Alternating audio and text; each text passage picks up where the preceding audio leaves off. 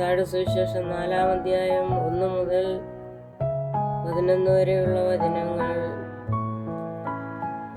അനന്തരം പിശാചിനാൽ പരീക്ഷിക്കപ്പെടുവാൻ യേശുവിനെ ആത്മാവ് മരുഭൂമിയിലേക്ക് നടത്തി. അവൻ 40 പകലും 40 രാവും ഉപവസിച്ച ശേഷം അവന് വിശന്നു. അപ്പോൾ പരീക്ഷകൻ അടുത്തു വന്ന്, നീ ദൈവപുത്രനെങ്കിൽ ഈ കല്ല് അപ്പമായി തീരുവാൻ കൽപ്പിക്ക എന്ന് പറഞ്ഞു. അതിനെ അവൻ, മനുഷ്യൻ അപ്പം കൊണ്ട് മാത്രമല്ല ദൈവത്തിന്റെ വായിൽ കൂടി വരുന്ന സകല വചനം കൊണ്ടും ജീവിക്കുന്നുവെന്ന് എഴുതിയിരിക്കുന്നുവെന്ന് ഉത്തരം പറഞ്ഞു.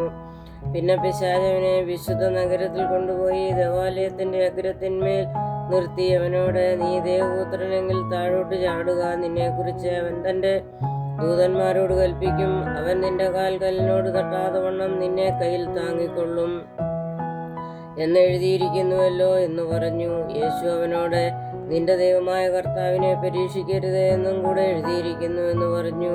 പിന്നെ പിശാചവനെ ഏറ്റവും ഉയർന്ന ഒരു മലമേൽ കൂട്ടിക്കൊണ്ടുപോയി ലോകത്തിലുള്ള സകല രാജ്യങ്ങളെയും അവയുടെ മഹത്വത്തെയും കാണിച്ചു.